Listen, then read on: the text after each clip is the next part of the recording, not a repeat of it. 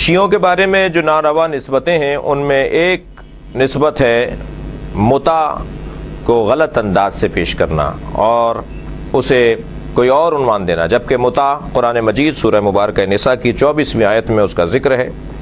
جہاں پروردگار عالم نے ارشاد فرمایا فَمَسْتَمْتَعْتُمْ بِهِ مِنْهُنَّ فَآتُوهُنَّ أُجُورَهُنَّ فَرِيضَةً۔ پروردگار عالم نے قرآن میں سورہ نساء کو نازل کیا اور سورہ نساء میں آیہ متع موجود ہے۔ اب یہ کہنا کہ منسوخ ہو گئی پیغمبر کے زمانے میں یا حضرت عمر نے یہ فرما کے کہ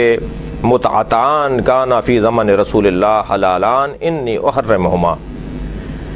دو متع نبی کے زمانے میں حلال تھے، میں انہیں حرام کر رہا ہوں، یہ فرمائش ہے حضرت عمر کی۔ اور اسی طرح بعض لوگ کہتے ہیں کہ یہ نبی کے زمانے میں اور حضرت ابو بکر کے زمانے میں تھا، حضرت عمر نے حرام کیا، اور بعض کہتے ہیں خود پیغمبر اکرم کے زمانے میں یہ حرام کر دیا گیا خیبر کے جنگ کے بعد، واقعہ خیبر کے بعد، فتح خیبر کے بعد۔ لیکن تمام اہل سنت کے علماء نے لکھا ہے کہ صحابہ کرام میں ایک صحابی آخری وقت تک اسی عقیدے پر تھے کہ یہ حرام نہیں ہوا، اور وہ تھے حضرت ابن عباس رضی اللہ تعالی عنہ جو حبر الامہ کا لقب رکھتے ہیں۔ میں سوال یہ کرتا ہوں کہ اگر اصحابی کالنجوم بأیہم اقتدیتم اہتدیتم کا قاعدہ ہے تو ایک صحابی کے پیچھے لگنے والا بھی ہدایت یافتہ ہے، تو پھر اگر کوئی صحابی اور وہ بھی حبر الامہ جیسا صحابی، ایک ایسی شخصیت کہ جن کا مقام صحابہ کرام میں کچھ کم مقام نہیں ہے، وہ یہ عقیدہ رکھتے ہوں کہ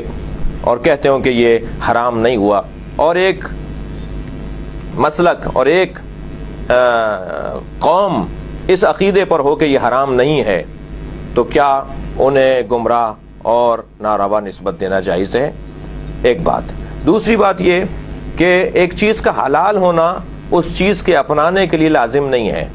یہ رستہ دیا ہے تاکہ حرام سے بچا جائے۔ لازم نہیں ہے کہ ہر شیعہ فرد متع کرتا ہو، ہر شیعہ فرد تو نکاح بھی ممکن ہے نہ کرتا ہو، ضروری نہیں ہے کہ وہ نکاح کرے جب تک اس پہ واجب نہ ہو۔ حرام میں مبتلا ہونے کی صورت میں نکاح واجب ہے، ورنہ مستحب ہے، سنت ہے۔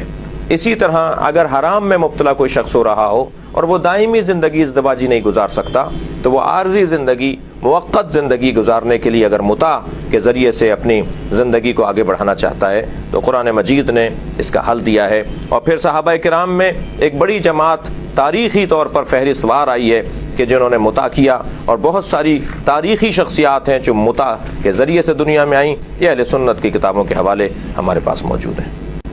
وما علینا الا البلاغ۔